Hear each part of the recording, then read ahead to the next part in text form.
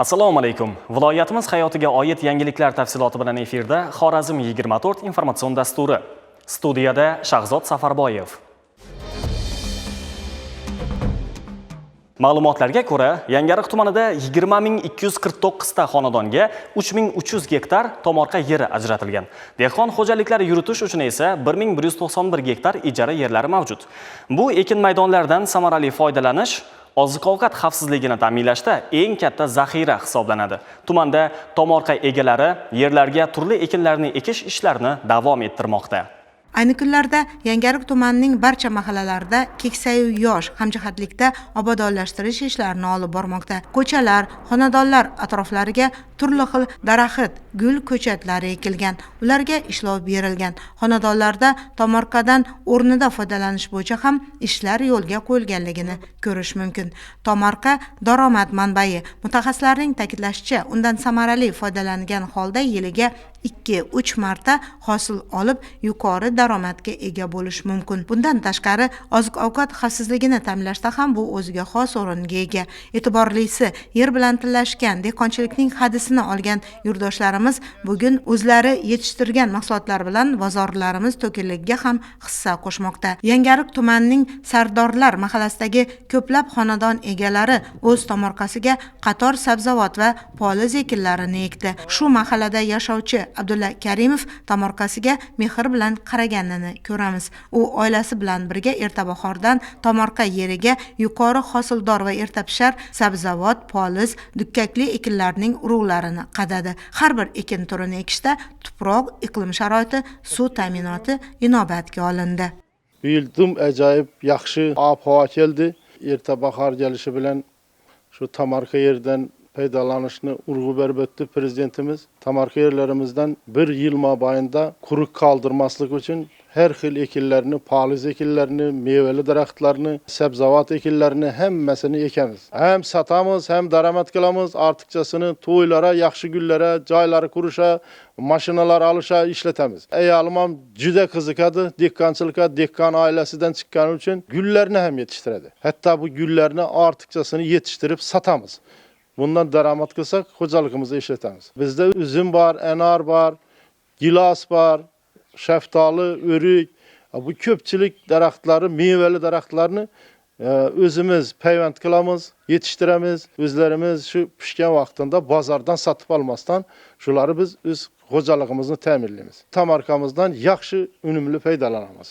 Hozirda yangiariqlik nuroniylar uyma-uy yurib tomorqadan unumli foydalanish bo'yicha ham o'z tavsiyalarini bermoqda. Ko'chalar obod, fayzli bo'lishiga e'tibor qaratishmoqda.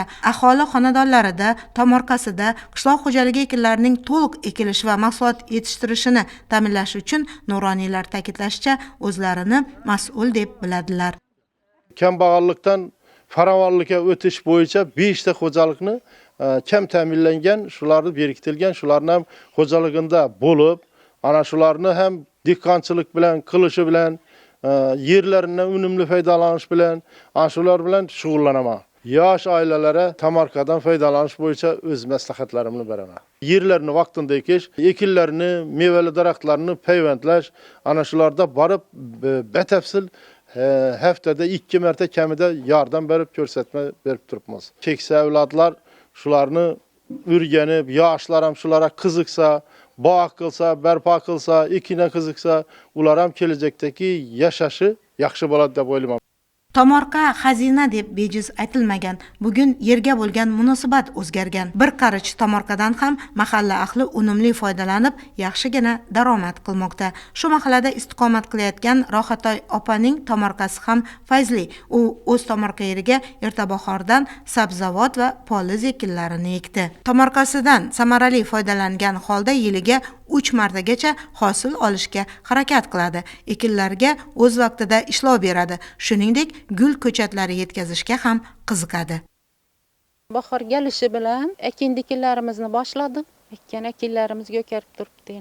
Tomorqa yerlarimizni ham bo'sh qoldirmasdan, tomorqamizga beda ekini, kartoshka ekini ekib, ko'katlarimizga ismaloqlarimiz bor, sabzi, piyoz ekib qo'yibmiz. Tomorqa yerimizda mevali daraxtlarimizdan bodom, gilos, olcha, o'rik, olma, shaftoli daraxtlari hammasi bor. Mana gullab turibdi. Bu yilgi yilimiz hosillar mo'l bo'ladi degan umiddamiz. O'z vaqtida sug'orib, o'g'itlarini berib turibmiz. Tamarka yerimizda hamma narsa bor, daromad ham olamiz. Bizning Sardorlar mahallamizda 513 ta xonadon mavjud, 720 ta oila, 2711 ta aholi istiqomat qilib kelmoqda.